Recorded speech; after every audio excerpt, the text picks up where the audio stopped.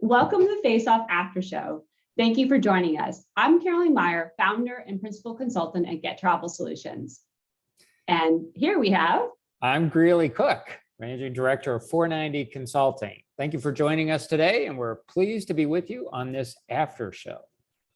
Absolutely. In this after show, we like to pick up the questions that weren't answered during the session, and we like to answer them. So we're going to go ahead and attempt to answer these questions that were posed in the last session, which was decentralized travel versus managed travel. So with that, I'll jump into the first question from David Weaver. And David says, I don't think the objective should be to limit the number of suppliers. This has already happened through all the M&A activity over the last 20 years. Adding suppliers adds values and services and competition. All this can be managed, and it's like a smiley face. So it necessarily wasn't put as a question, but in terms of the topic, we do agree. From my point of view, I agree. We want to have as much content as possible to be able to consume it, right? And during the pandemic last few years, we had a lot of M&A activity, and we did see that. So there's been a number of them consolidating, so there's less people to pick from, but there's a lot of new entrants also that have come out of the gate. So there's a lot going on, and there's a lot available out there for you to purchase. Greeley, what did you think about it? Yeah, I know when I saw this question, I thought back to my procurement days when we were always trying to limit our supplier base. And I think maybe that's where, this question came up from, because if you think about it, when you're in a procurement role, it's like you want to make sure you have the right number of suppliers to make sure you do have the leverage and negotiating ability, but you also want to look at this and saying, okay, do we have the right suppliers? And I think back to like there was dissatisfaction with the TMCs and hotel booking. So what happened? We had companies like TripBam and Fairfly and others step in to fill the void, with reshopping and rebooking. And so that added another layer and fees and management in order to correct an issue that was happening out there. So I think what I learned in this decentralized session that we just had was, is there a way then through this decentralized travel marketplace to really look at it with almost a blank sheet of paper and say, who do we want? Why do we want them? What will they give us? The benefits, the ROI, all this. So can we look at the number of suppliers we're using, the complexity of our program, the fees we're paying, and use these new types of technologies and methodologies to really take a fresh look at our program? Yeah, I agree. I think it definitely expands the field in terms of choices, right? At a minimum, you have more choices and better content to things. So yeah, I agree. Okay, let's jump in. The second question came from Namrata Kadam. And it said, why are large intermediaries gaining industry access and exercising higher negotiation power in a managed travel environment? Greeley? Yeah, I think the crux of this question is I'm viewing this as, we're seeing consolidation, as you just mentioned, right? With TMCs, we saw Amex GBT purchasing of Agencia and others that have taken place out there. And I think this really comes down to, you need to kind of follow the money. We saw during some of the public filings with CWT's bankruptcy and with Amex GBT just going public that, I think it was 50% or so of the supplier revenue, or 50% of the revenue for TMCs is coming from suppliers, right? In the form of distribution fees, overrides, commissions in some cases. And so I think, this is where we're seeing that even though you maybe have net rates, maybe even negotiated transaction fees with your TMC, there's still revenue flowing.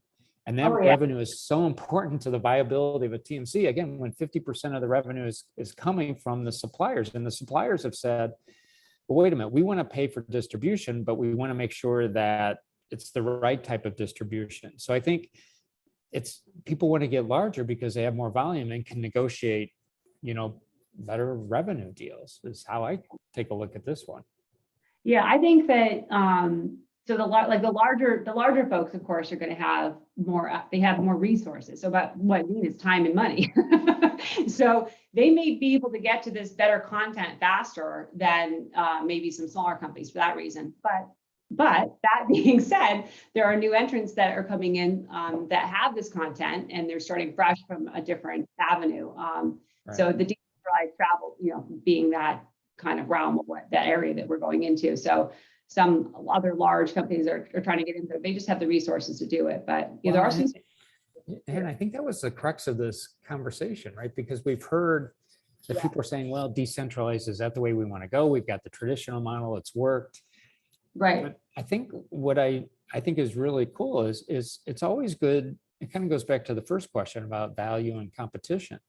It's always good to have that and take a fresh look at things. And that's how I view, the decentralized travel discussion that we just had, as a way to say, look, we've been doing this same old way. We still have 40%, leakage in our hotels. We still have this going on. Maybe it's time that we just take a look at this. And it doesn't mean it excludes one party and favors another party. It's just like, let's just take a look at this and figure out, is there a better way to do business?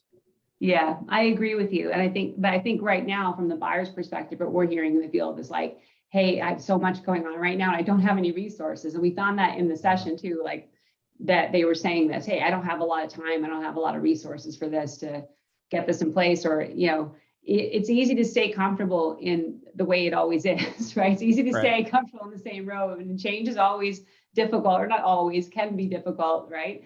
But yeah, the decentralized does take out the middleman, let's say, in many cases. So yeah, well, we had cuts down your costs. we had another question kind of come in about that, about contract performance, data, performance data, sharing that versus the airline producing it. It would now be an automated live environment. And it's getting our procurement groups to get on board to test and move forward with these new concepts. And so they just want our thoughts on that. And I think, here's what we were talking about, that sometimes you have to take a beta test, a pilot test. I don't think anybody's advocating that you just change your whole program overnight, right? Right on. Roll out what's been working, and let's go to a decentralized travel marketplace. I think what I've been talking to folks and advising folks on is you got to do a test. You got to test this. You want to see how this works. You want to test it with your travelers who maybe have been complaining. Data is going to flow faster, right? It's not going to be 30, 60, or 90 days like it was in the past. So I think this is a matter of taking a pilot and testing it out. Oh, I agree 100%. I think the procurement teams will really enjoy this. They're going to like this. It's just a little bit different for them. But the one example was Prism. So with the airlines using Prism for data and reporting, we were all stuck in that. You had to use Prism to talk to an airline, and it took months. It's like, we'll start now, and 6 months from now, then maybe we'll have something done. And, it takes such a long time, and it's a long process to go through. Plus, it's coming from a third party where all the data is masked, but there are errors in it.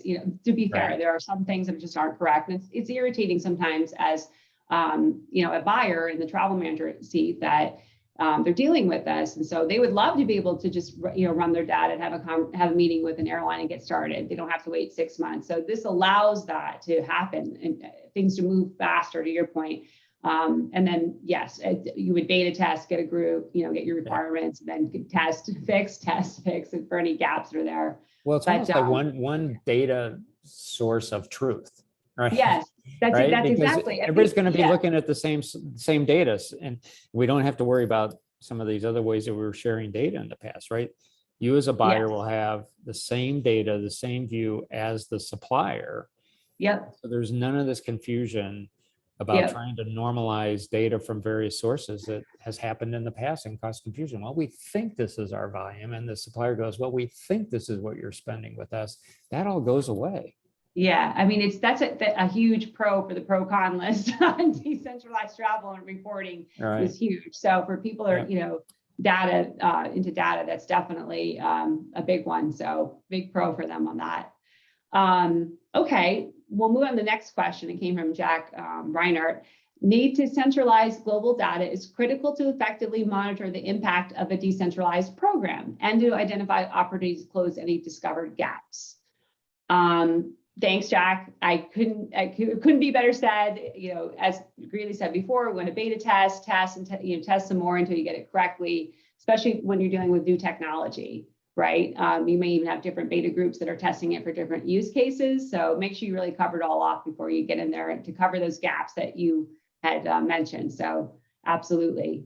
Really, what were your thoughts on that one? Yeah, no, I think it goes back to the previous question and comment is if we can improve the data flow, Mhm. that we all believe that this is the truthful data, just think that what that will do to the relationships, the negotiations that, So much better, yeah. yeah, it's going to make it so much better. So I think this is a positive thing. I do too. Okay, then we'll move on to our last and final question from Paul. He says, most important question to me is how does Carol's TMC or OBT process these new smart contract integrations? So if Carol wanted to start doing smart contracts, we would recommend her reaching out to perhaps one of these suppliers that could offer the service, right? So I happen to be in the session. One of the Simard is one of those people that does that, and they're part of Winding Tree. But there are other people that are out there that are doing smart contracts. So I would suggest shopping around, compare a little bit, learn a little bit more about it. But it definitely sounded like it had a lot of pros on that column too for the buyer and procurement. What were your thoughts on that question? Yes, I think first of all, with smart contracts, it's another definitional issue. Just how we talked about the definitional issue with decentralized travel. Yeah. With smart contracts, people are like, well, what is that?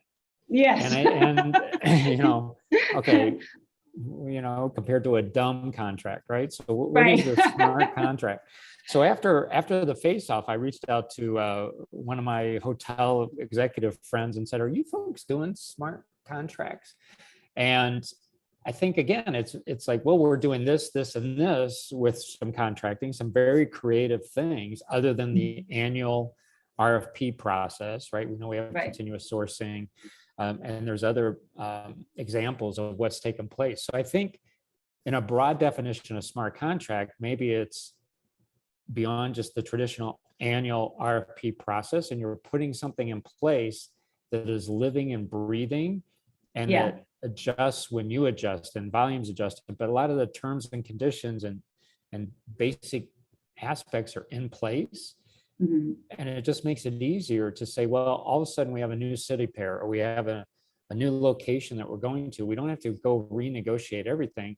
Let's look at what we have in place and just adjust from there. So I think it's early days on the smart contract and how it's ultimately going to work. And is there one definition, or does it just mean different ways of doing things beyond the traditional methods that we have today? So early days, but I think it's exciting to try new ways. Because again, we know some of the challenge. No one likes the annual hotel RFP process, right? Totally. Yeah, right. So if there's another way to do that, under a smart contract, whatever you want to call it, then you know what? I'm raising my hand, and I've been advising people, let's try different things to see if this works. Yeah, try a different approach. Yeah, absolutely. Right. I also reached out to some people and we couldn't find anyone who had an example where they were using smart contracts, but if we do, we'll certainly interview them and do a face-off session on it. Right. Let us know. So yeah, let us know if you watch us and you are into smart contracts. We'd love to talk to you and hear how you're using it in your travel program today. Well, really, that was pretty much it. I didn't know if you had any final thoughts. For me, I just thoroughly enjoyed the session. It was so much fun to learn about, again, decentralized travel management, DTM, and how they coincide and work together. And we're really excited for our June event, so be on the lookout for the next event. But we wanted to make sure we covered this off with our after show and answered all those pertinent questions from the buyers. Any thoughts, really, or last words here before we sign off? I think this last topic showed us that we need to keep learning. We need to keep talking. Yeah. We don't want to discount anything out of hand. And we'll keep bringing information and face-offs to everybody so that they can get as much knowledge as possible to make the right decisions for their companies. So that's my takeaway. Keep learning. Absolutely. Keep exploring. Absolutely. Great. Well said. Well said. Well, thank you, Greeley. Thank you for your time, for hanging out and doing this with me. And we really love this series, having a wonderful time. So we'll see you all on the next face-off.